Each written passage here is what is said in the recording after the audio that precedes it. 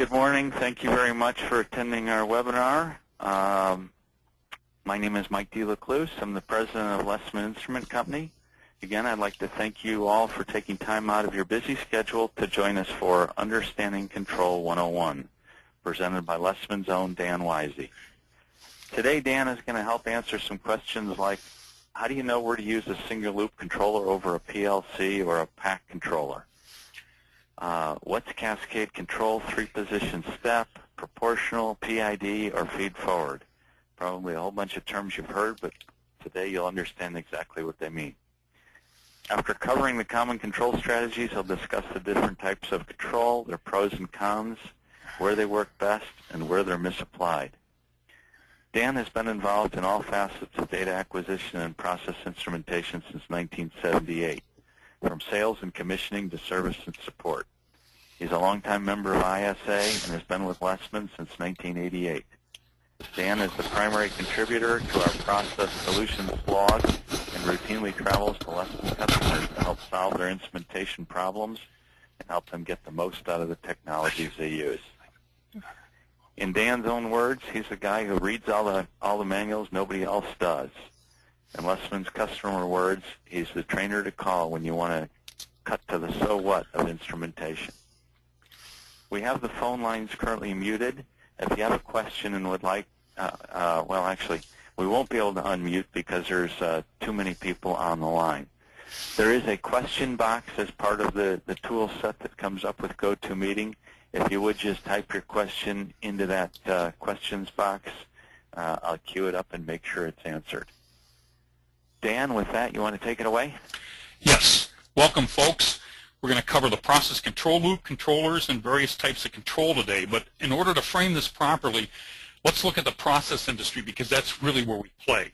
There's two major kinds of control out there. One is in discrete manufacturing, and the typical example of that is an automotive plant where they assemble stuff. They put it together, and they take a whole bunch of components, and they make it work.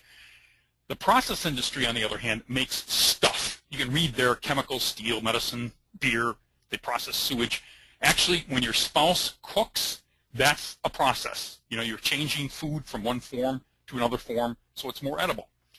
Now, there is overlap because even in an automotive plant, they'll typically have a paint booth where they do things like they control the temperature, the humidity, airflow in and out, and create a positive pressure in order to make sure that the painting process is clean.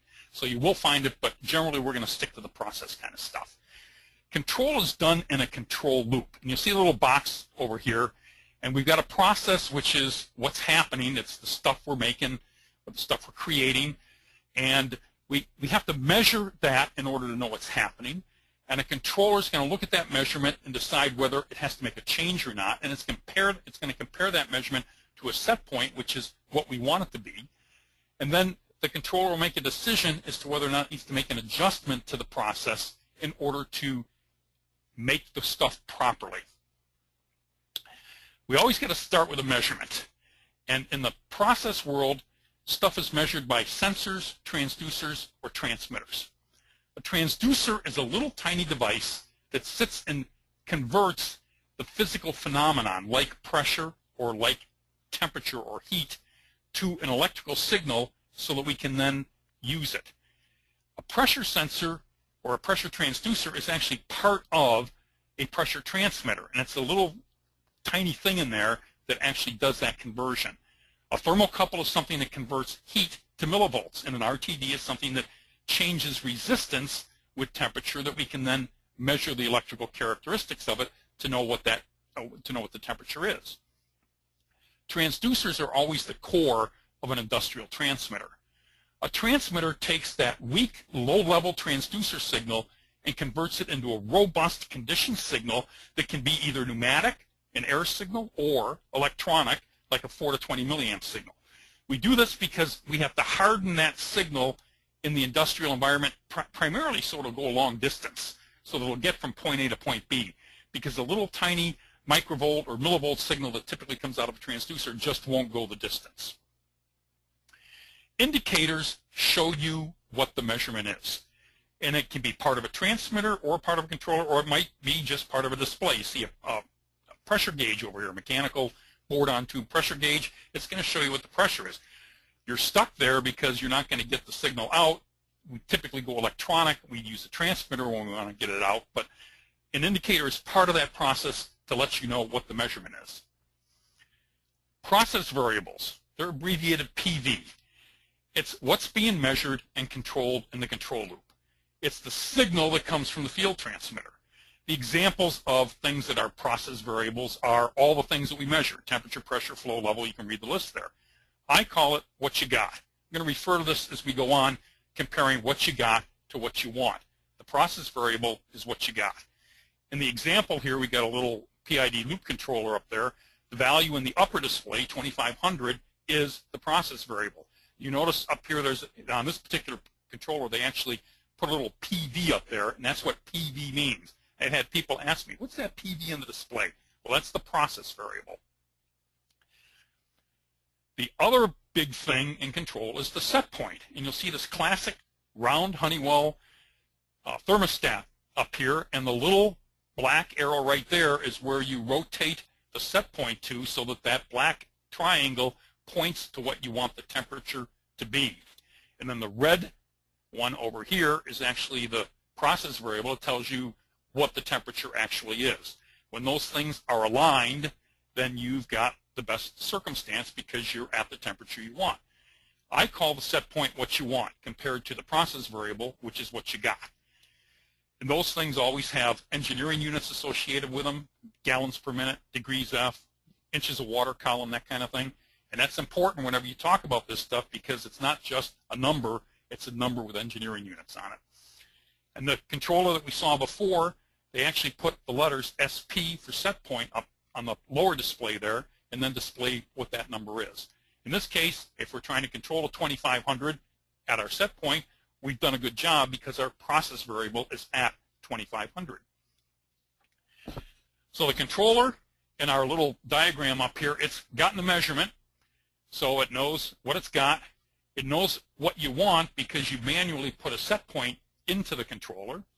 You typically do that through some means on a keyboard or through some communications technique.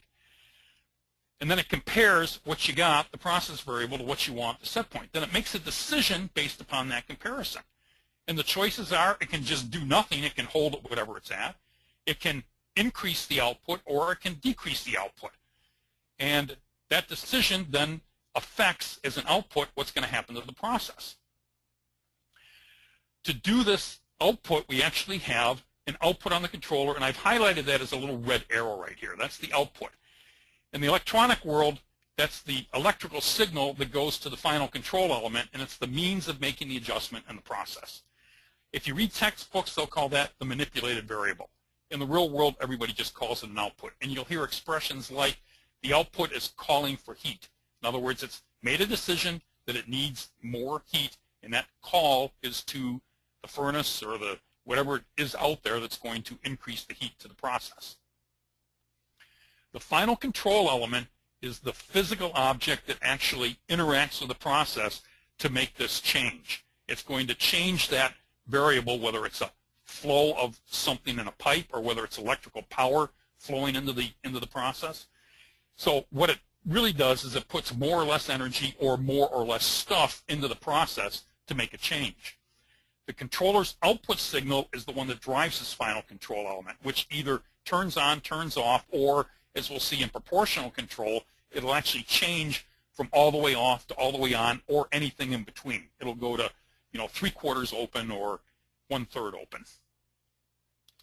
Examples of final control elements are motors driving pumps, valves, either solenoid valves or modulating valves, or the contactor actually that turns the motor on that then drives the pump.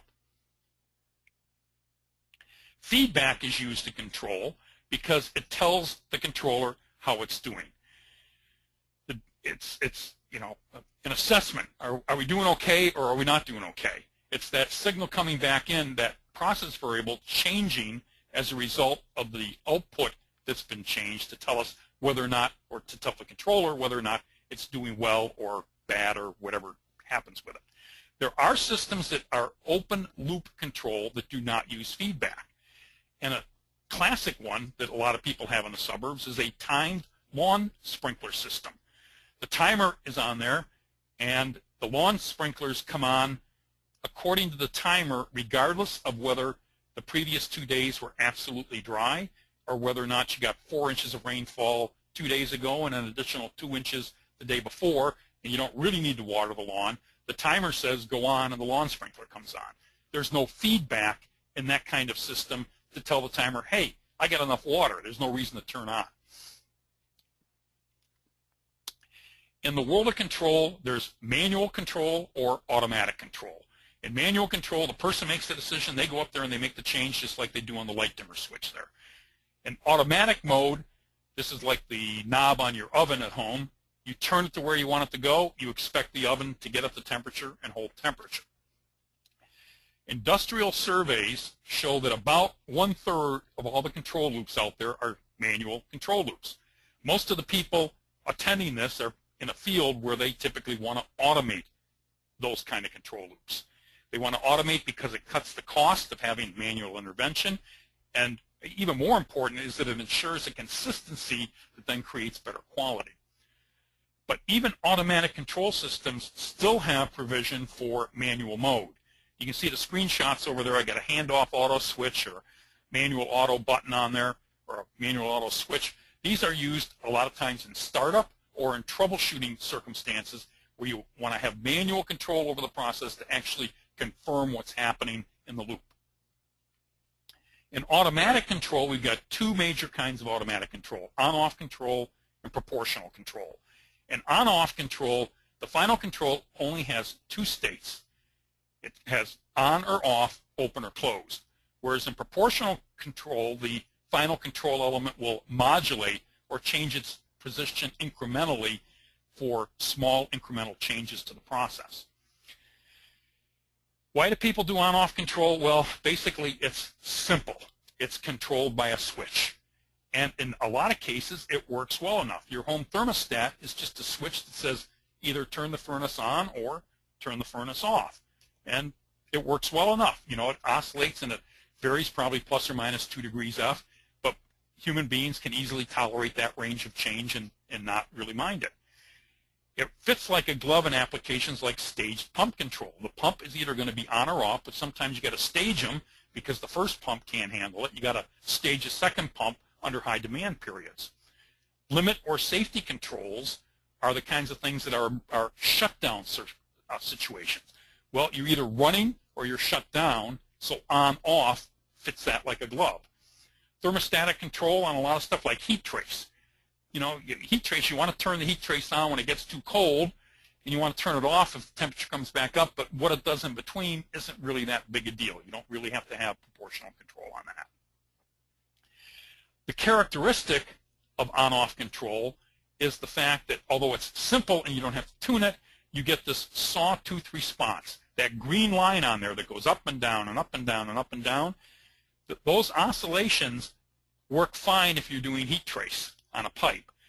But there's a lot of things in this world that we want to make that can't tolerate that up and down and up and down and up and down. It has to be tighter than that. Well, that up and down and up and down and up and down is there for a reason. It's called hysteresis or deadband, depending on who you talk to, and it's the gap between when the output turns on and turns off. And you have to have it. There's no way of getting around it. And the reason for it is what it does is it prevents chattering, because we got this binary output, which is either on or off. If you're right at set point, you don't want the thing to go, do I want to be on or do I want to go off, go on, off, on, off, on, off, on, off, on, off like that in confusion. You have to have a gap between when you're going to be on and when you're going to be off so that you don't wear your equipment out just trying to sit there and hold it real tight. The deadband size can be critical, as we see on this next slide over here. The top image there has a wide deadband operation. You can see the scale is roughly 0 to 1,000. So 60% of that scale is when the output is fully on or fully off. That's called a wide deadband. This is a classic. In this example right here, it's a pump-up situation. You also have pump-down situations where they just invert where the pump is on or where the pump is off. But that's the opposite of an alarm action. An alarm action typically has a very narrow deadband. You want the alarm to trip at arbitrarily 500 degrees on a rise. You want the thing to reset at 495. Only 5-degree difference there. It might be 1%, 0.5% or something like that of the span, not that huge 60% of span that you see on the upper diagram up there. So deadband varies depending on the type of device, and in many cases it can be set so that you get the action that you're looking for. You got to be careful with deadband implementation because a typical PID loop controller that we've got that runs on-off, when you put in the on-off mode, you put in what the deadband's supposed to be, and it's a number, and you can see on the example here it's 8.8 degrees. What it does is it splits the deadband half above and half below the set point, so that the dotted lines right here are actually where the on-off points for the control output are. You compare that to another device where it trips at the set point and it resets at the reset point on there. And of course, the process variable typically overshoots and undershoots beyond that because there's a delay or lag in the response in the process. But those two actions are different because one trips at exactly the set point and the other one says, oh, the set point is here, but I'm going to split the deadband around it. The other thing you got to look out for in on-off control is whether the output is fail-safe or normal action. When people look at an ordinary relay and they see the contacts and it says NC, they infer that that is going to be the normally closed contact when the coil is de-energized. In fail-safe operation, that just reverses. You can see down here that I've got a variable in the alarm state, the controller's on, and I have closed contacts when the relay is wired to the normally closed contacts. And the first time people come across this, they go, this thing's working backwards. Well, yeah, it is working backwards by design. This is fail-safe design because you'll notice that you also get an alarm condition with closed contacts when the power is off. And they do that so that they can actually alarm in the off condition. This is industry-wide. Everybody does it. It's considered fail-safe condition for on-off outputs. But whether or not a device does that, you got to investigate because not all devices do fail-safe outputs. Here's just a collection of on-off controllers. One down here is a Honeywell flame safety that's on-off. It'll shut the gas train down if you exceed the, if you have a flame out. This is a pH controller. pH is very typically an on-off control application. A little temperature controller, a differential pressure switch, which typically go across a filter in a line. Got an ultrasonic sump controller right here. It has two relays in it. So one is wide deadband for sump control, and the other one is an alarm. You got a paddle switch up here that goes into solids.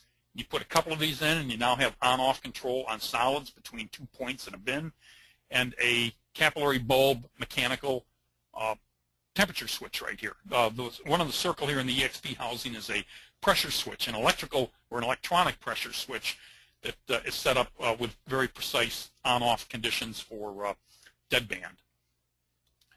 The other example is a little controller that does pump control here, and you see in the example we got two pumps. Pump number 1 is on, and this one, in an alternating condition, it'll alternate so that pump number 2 comes on, or you can actually stage pumps so that number 1 comes on, and if it can handle the load, then number 2 comes on. So all this kind of stuff is built into this little panel mount indicator controller. So on-off control is simple, but it causes oscillations and sawtooth action. The green line going up and down and up and down. The question is, how do we get straight line control? Well, straight line control can be done with proportional control known as PID. You get PID because you modulate the output. Modulation meaning you can incrementally change the output. It's not fully on or fully off. It can be anywhere in between. The advantage of the incremental response is that hopefully you get just the right amount of output so that that holds the process where you want it to be and everybody's happy because the process variable is the same as the set point.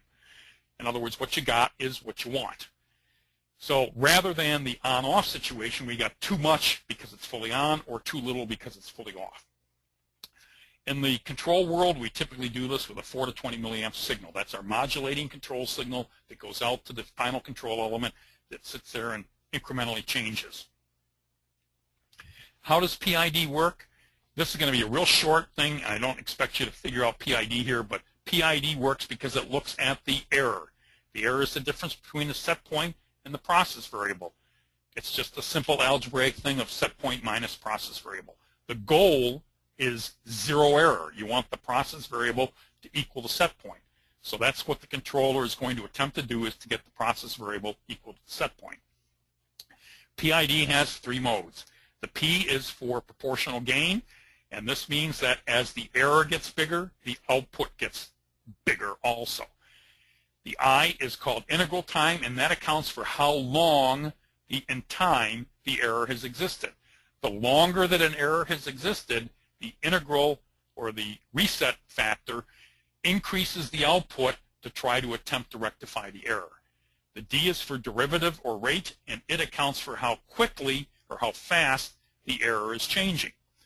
In the first mode, P only control, this is what a mechanical pressure regulator is. And the little graph there is a classic graph put out by the manufacturer of a regular pneumatic air regulator, pressure regulator. And you can see what happens as the flow increases. As the flow increases, we don't get a constant pressure across here. Rather, we have droop. Actually, the pressure drops as the flow increases. That droop is inherent in proportional control. There's nothing you can do to get around it. If you have P only, that's what you're stuck with. If you add this reset or integral term in to make a PI controller, then that adjusts for that droop, because over time, the difference between this pressure here and that pressure there at a given flow rate, the reset factor would increase the output in order to bring it up so that you could correct the pressure for the increased flow.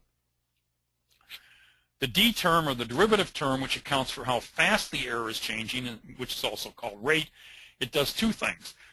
As you approach set point, it backs off the output more rapidly so you don't get overshoot. You get what they call this knee here, because this sort of looks like a human thigh and a lower leg here, so that sort of looks like a knee. People will say that I want a knee into the set point, and you get that by using some derivative action. Or if you're at the control point right here and it drops off like this, a fairly fast drop off, derivative will account for that by adding more action than just proportional band would have in order to more quickly correct the error. So PID can do straight line control. That's great, but there's a catch to it. The catch is that the controller has to produce the appropriate response to the error, not too much or not too little. If you have the wrong response, you can get one of the two things shown down here. It'll either sit there and oscillate, in some cases worse than on-off control, or PID can be set up to be so sluggish that you never really quite get to where you want to be. Here the set point would be the dotted line on the top, and the process variable is sitting there asymptotically approaching the set point, but it'll probably never really get there because it's tuned to be sluggish. So this brings up the concept of tuning, but you have to tune because each process has a unique capacity to either absorb or release energy or mass, depending on what you're doing in that process. Tuning is the task of matching the controller response to the process. And to do this, each of these terms, the proportional, integral, and derivative, has a numerical value associated with it, and collectively these are called the tuning constants. When you have the wrong tuning constants, you get bad results in the response of the controller, and it either oscillates really badly or it's sluggish like you can't believe and never gets to set point. Everybody wants to know what those magic numbers are or what those magic values are so they can just stick them in there and walk away and everything will be happy. The problem is it's different for every process. It's not like, you know, when people call me up and say, well, what number do I put in there? It's not like I'm withholding information from you. I'd love to be able to tell you what it is. You know, I'd love to be able to publish this in a blog and just say, go to my blog and look for the magic numbers and that'll solve the problem. The problem is that all processes have their own unique capacities. And matching these tuning constants to that capacity is a trick. Okay? Now, people have come up with charts like this that say for generic conditions, for instance, flow, you're going to have a very high proportional band, or inversely a very low gain. You're going to have a really fast reset time constant, and you're never going to use derivative on it. Okay, and generally that holds true for flow. Look down here for temperature, and it says you're going to have a low proportional band, and it actually mentions here the time constant is capacity dependent, and you usually have derivative. However, I got my example down here. The first loop that I ever tuned manually was a way over capacity gas-fired, probably an 8 million BTU burner when it needed to be about 250,000 BTU. It had a 650% proportional band, 2 seconds of interval, no derivative, which are characteristic flow tuning constants because it was such an overcapacity device. So again, this was a temperature loop that had tuning constants in the flow world. Why? Because that particular process was unique for what it did. So there's all this tuning stuff out there. The question is there an alternative to learning how to tune a control loop? Well, nowadays, because we live in the second decade of the 21st century, we have Autotune. Autotune is a method of letting the PID controller determine its own tuning constants. It's a self-tuning algorithm that's part of the PID controller. I think most PID controllers on the market nowadays have some form of Autotune in them. The graphic down there shows Honeywell's Accutune. They have their buzzword for it, Accutune. It's a demand Accutune, meaning that it works when you tell it to work. It doesn't run all the time.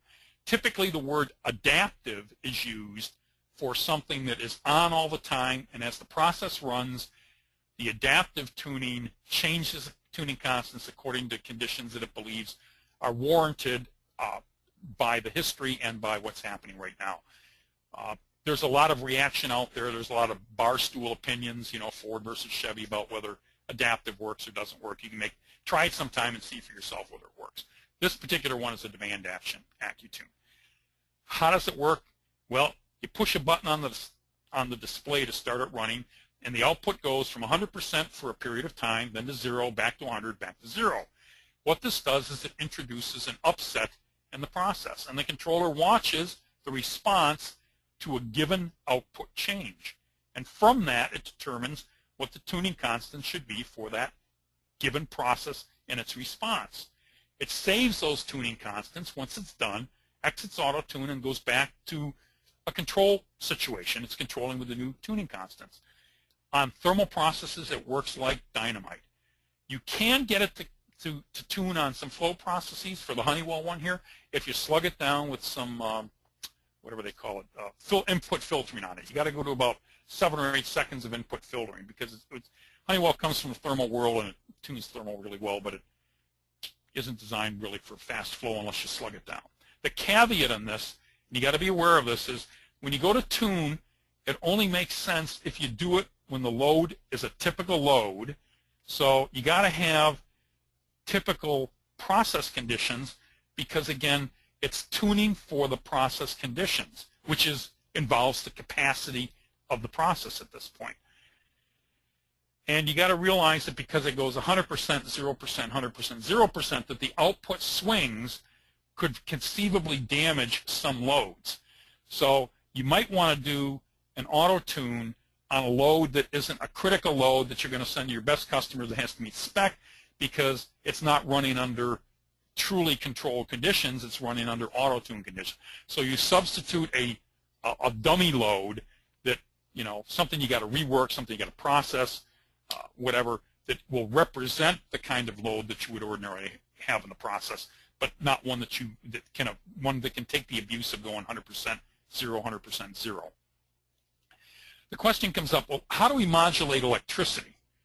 The example here is a vacuum furnace. Vacuum furnaces never have gas fire in them because they pull a vacuum because they don't want any stuff in the chamber.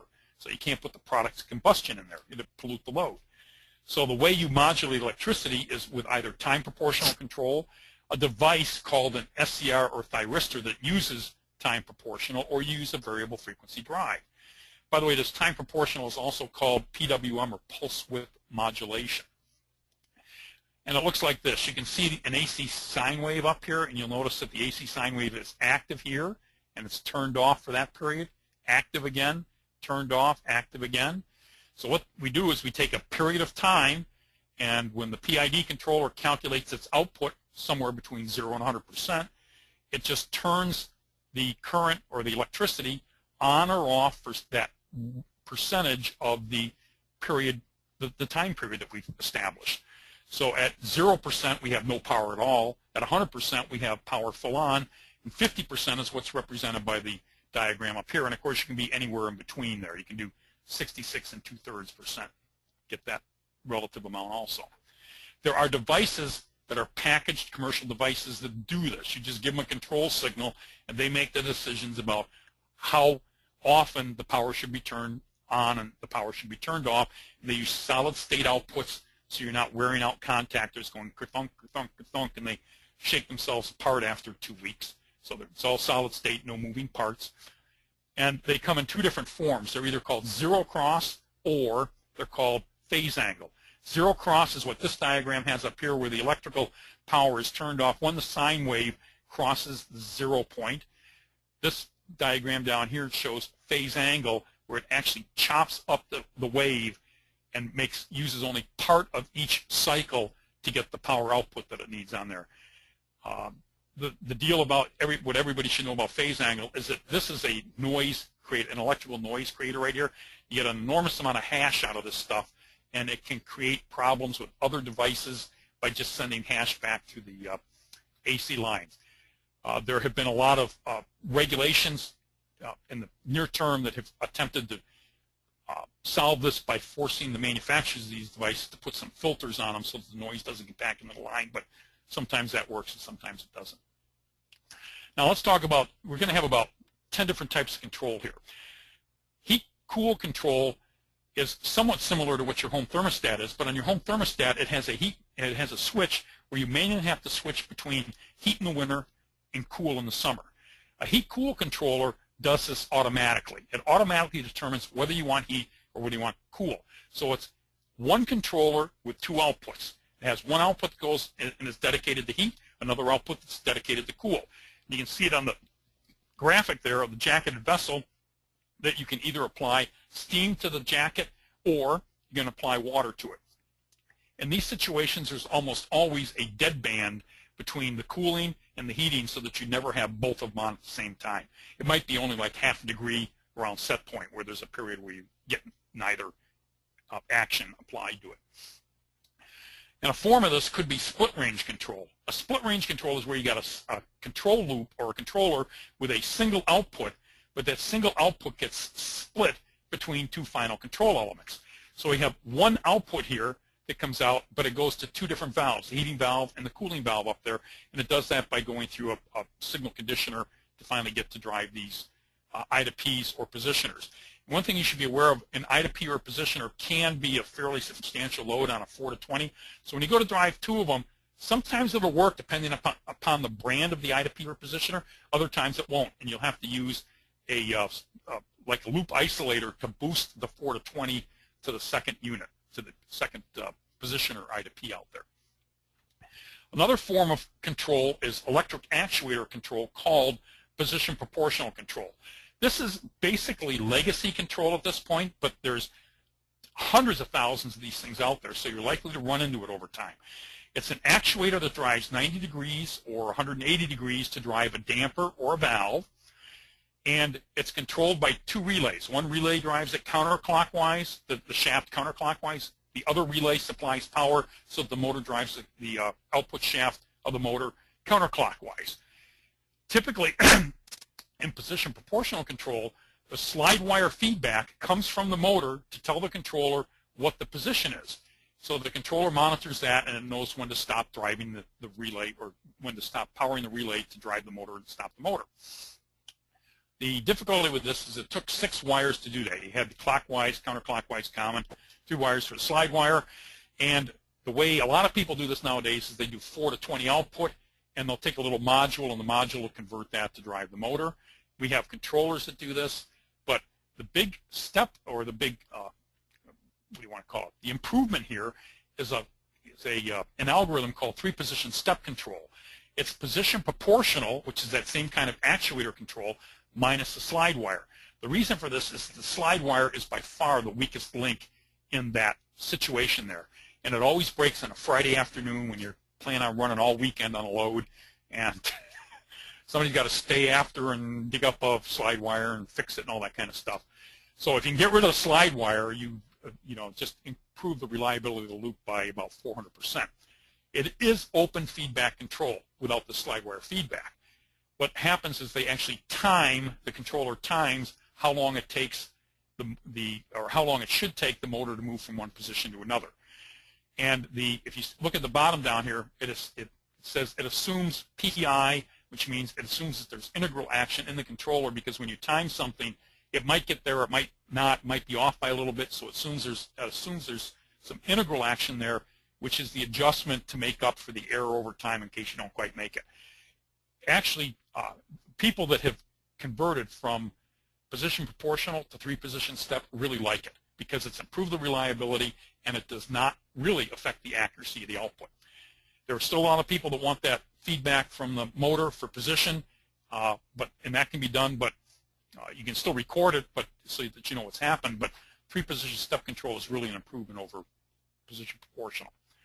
Set point programming is where a given process needs to be controlled at various different set points over time, and you don't want to have an operator there that has to run up in 20 minutes and change the set point to something else and then go back an hour and a half later and change to another set point. Instead, all the set points and all the dwell times are entered into the controller, they're saved, and then they're recalled as a profile, recipe, or program.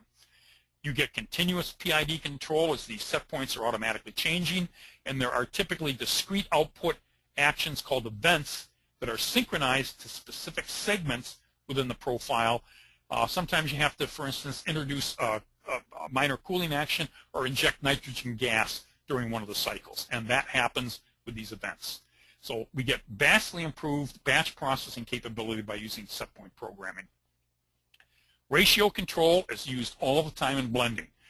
The diagram down here, we have this, what we call this wild flow down here. It's just running down here. We measure what the flow rate is with a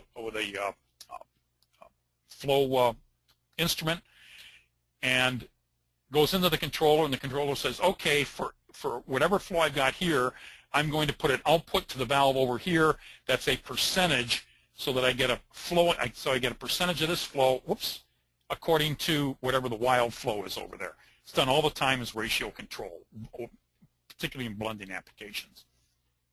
Batch control is where I'm going to make a batch of stuff. I'm going to have some stuff flowing into a kettle or a vessel, and what everybody says when they do this is, I want to make it easy for my operators. The operator gets this worksheet that says you got to add 450 gallons of whatever. So on a batch controller, the operator walks up and he enters the preset, which is the number 450 on the numerical keypad, and there's a start button over on the side, and the batch controller actually opens the valve so that the flow start on there. It reads the flow from the flow meter, totalizes it, and when it gets to the top number, 450, it turns off, although in most cases people use what they call the dribble or the bleed option on there, so it'll actually cut off the main valve at like 445 gallons and then dribble in the last 5 gallons to get the most accurate total of 450 gallons. Cascade control is actually 2 interconnected PID control loops. So you got 2 measured process variables, 1 for each controller, but you only have 1 control output that goes to the process. And this is typically used when we got a really slow primary PV, you got a really fast secondary PV that's 3 to 10 times faster.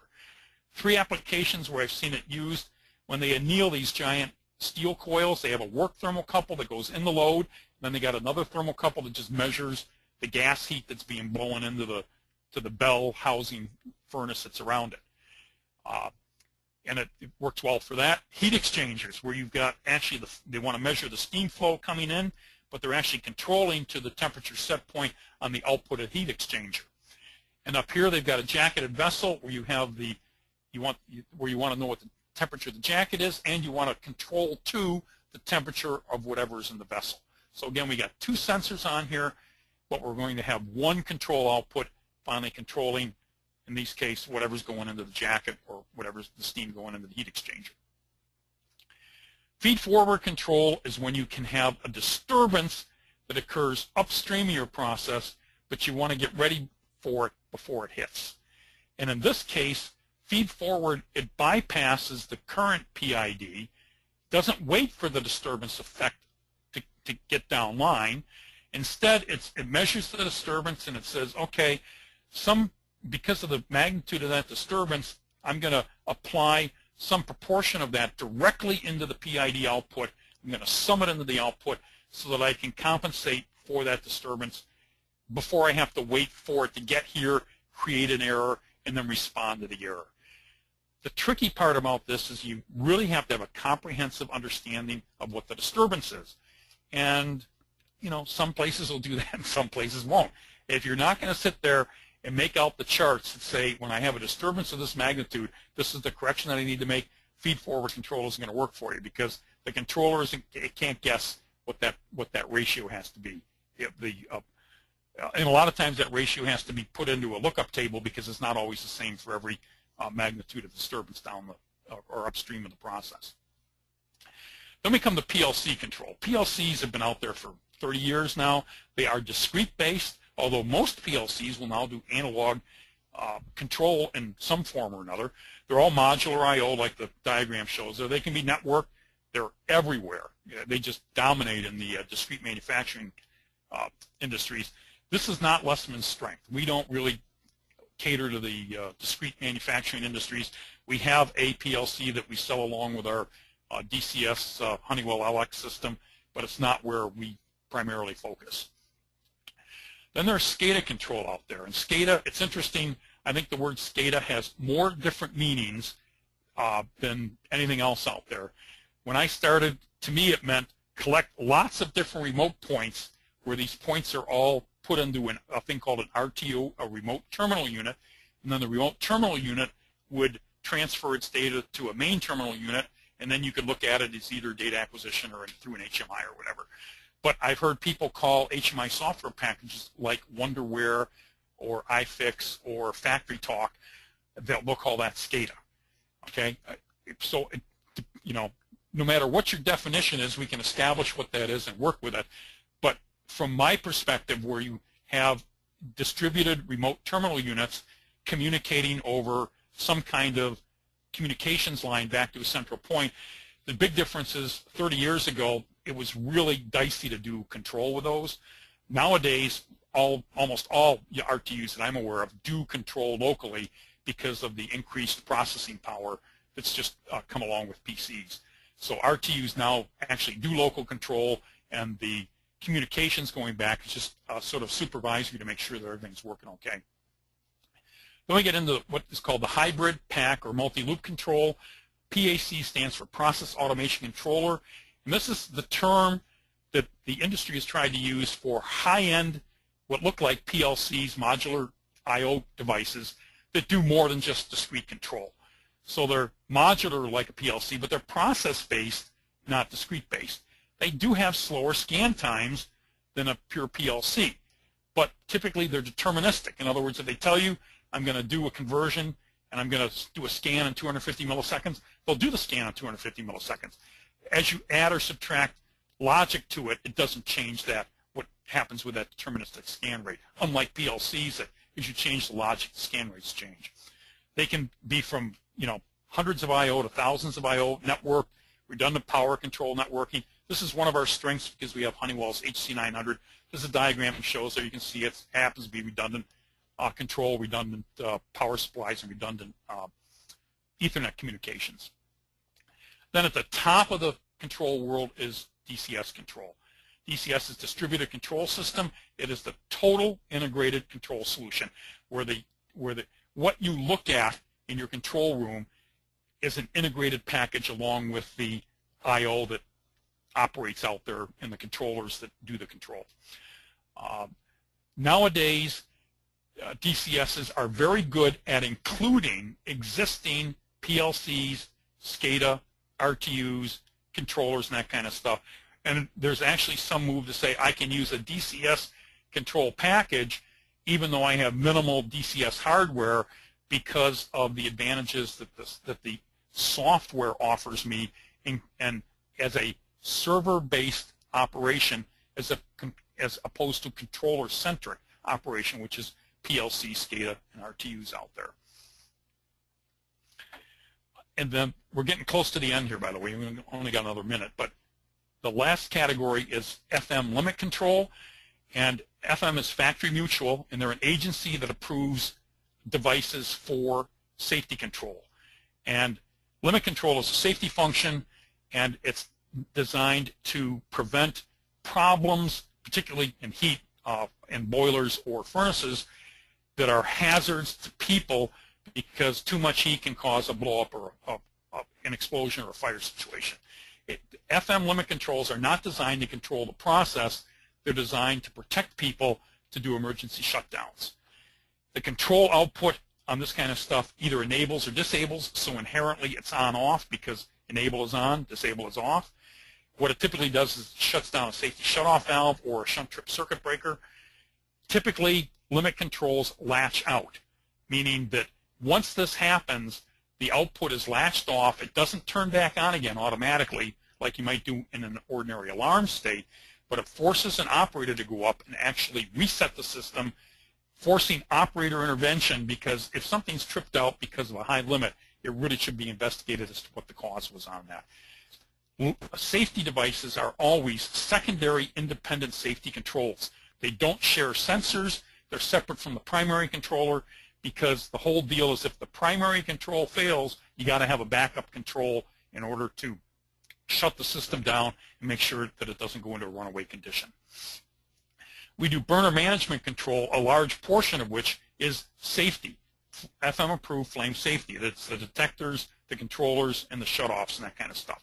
But we also do the control itself, air-fuel ratio combustion on boilers, furnaces, kilns, ovens, that kind of stuff, which even includes stuff like excess air adjustments.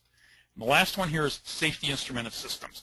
Insurance and liability has driven the process world to really look at safety at the process loop level.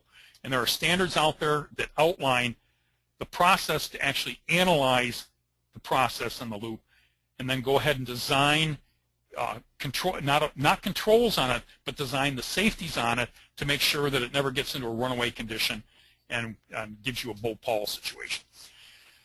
What this actually does is it looks at the risk factor that's involved. And when you analyze this risk factor, the result is a safety integrity level rating where the higher the SIL level, the greater the impact of failure is, and you can accept, therefore, a lower failure rate because the impact is greater.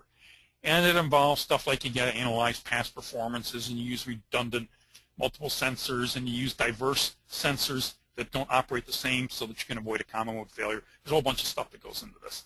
We get involved in this because we have field instruments that have SIL ratings. We actually have the HT900 is a logic solver. That's what a controller is called in this. But it's not a process controller. It's the logic solver for the safety shutdown system that does things like it does voting logic on there to analyze redundant sensors, and it has a rating for that. So we get involved in that kind of stuff. So that concludes our real quick overview of control here. Mike, were there any questions? Dan, thank you very much. The only question was, will this presentation be available for download? It will be posted on the Lesman website. And Dan, do you want to pull up the website real quick? Yep. Here's the Lesman homepage, and about middle of the page there's something called Training Center. You can click on Training Center. And then in the Training Center, all of our previous seminars are there in the center, and all of our upcoming or recently passed ones are there on the left. We have, for those of you in the Chicagoland and Indianapolis area, we have a couple of free classes coming up on level and flow technologies. And Dan, go ahead and click on that. We have one coming up Tuesday, June 10th, and that will be held here at the River Forest Country Club, which is pretty conveniently located in Elmhurst, just not real far off the tollway. And then a couple of days later, we're going to hold the same class in Noblesville, Indiana, just outside Indianapolis. It says the classes go to 4:30. We're usually done about 3:30, so It's usually a little earlier than that. If you would like to sign up, just go ahead and fill out the form and click send, and we'll get your spot reserved. Our next webinar is going to be shortly after that in mid to late June. An announcement will come out. It's going to be by Eric Heilweil from Siemens. Eric is going to talk specifically about high-end flow applications, specifically the difference between mass and volumetric measurement and some of the technologies that exist for that. We've had some questions on that as of late and thought it'd be a good idea to have a webinar on that so that people can understand the difference. Got a couple other questions that have come in. What are the advantage to 2-wire versus 3-wire devices, or any other wiring schemes, 4-wire, 5-wire, etc.? 2-wire is the blessing to the whole process community because you only have to run 2 wires long distances instead of 3 wires. But by doing a 2-wire device, you have to supply power over the same wires that you're getting your signal back with. Well, it turns out that the industry standard for this is the 4 to 20 milliamp signal, which has a whole bunch of advantages. The biggest advantage is the 4 to 20 has what they call a live zero. In other words, 0 engineering units is 4 milliamps. It's not 0 milliamps. Because if you have a break in the loop, you'll go to 0 milliamps because you can't put current through an open circuit. If you get 0 milliamps, it tells you you've got a problem in the loop, which is different than having 0 engineering units. So it's an immediate fault indicator to have an elevated 0 at 4 milliamps. But it offers the convenience of only using 2 wires to get out there. It also tends to be, in most cases, something that can be made intrinsically safe, so that when you're in hazardous areas, 4 to 20 will work in a hazardous area with a properly designed intrinsic safety barrier. And it is just the other thing is that because of, it's sort of a hidden thing, but almost all, in fact, as far as I know, all 2-wire transmitters are isolated from ground. So that means you can put a whole bunch of those things out there at various locations and not have ground loops. When you get into 3-wire and 4-wire devices where the power to the unit comes from various power supplies, you get into problems of ground loops. And then once you hook up your instrument to your analog input, you discover that you don't get the value you expect. You either have noise or you have offset, or in the worst cases, it'll actually burn up your analog input because you've got a ground loop on there. And then you have to solve the ground loop problem. But 2-wire loop powering typically avoids that situation with modern electronics. Dan, we have another question, and this one's going to be a fun one. What is the advantage to having Profibus Ethernet versus standard 4 to 20 milliamp?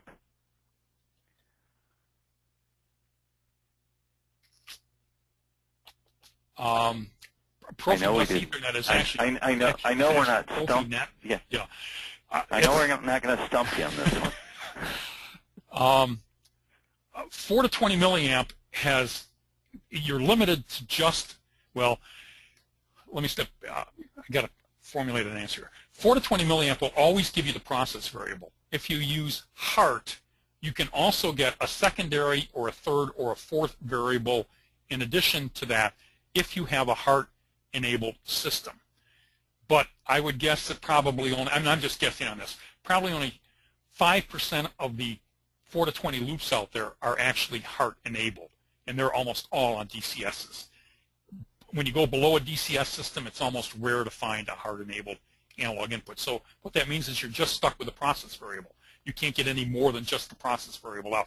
And when you look at something like a Coriolis flow meter, you very typically want your mass flow, you want temperature, you want density, and even volumetric flow. So you can get 4 variables out of a meter, which you can get with HART, but you can only see one of those with a 4 to 20 milliamp signal.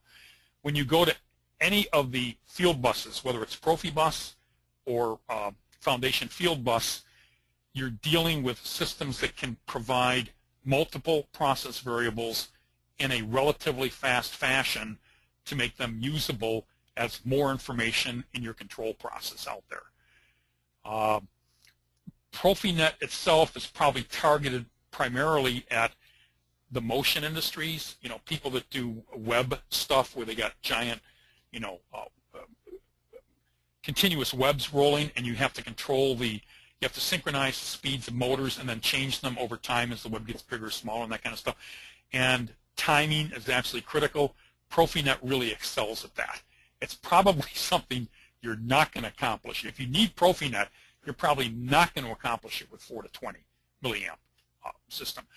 On the other hand, Profibus speeds are down fairly equivalent to what a 4 to 20 milliamp response can be, at their throughput rates, the Profibus versus Profinet.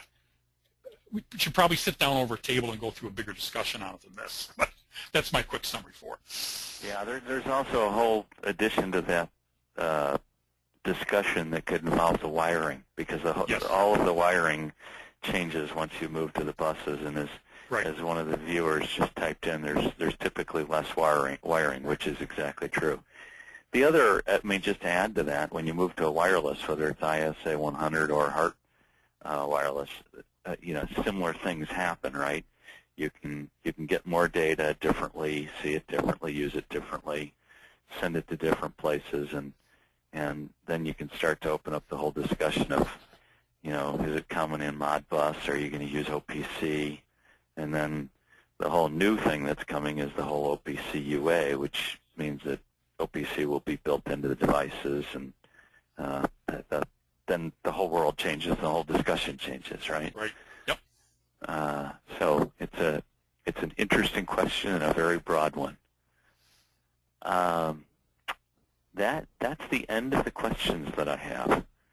So at this point, if I don't get any more questions in the next couple of seconds, this concludes our presentation. Again, I'd like to thank everyone for attending. If you do have any further questions that you think of after the session is over, please feel free to give us a call, and you can just call 800-9-LESMAN and either ask for myself, Mike DeLaCluse, or you could even ask for Dan Weise, and either of us will be glad to help you out. It's up on the screen in the upper corner up there, 800-953-7626. Yep, that's it. All right. Thank you all very much for attending, and this will conclude our session for the day. Yep.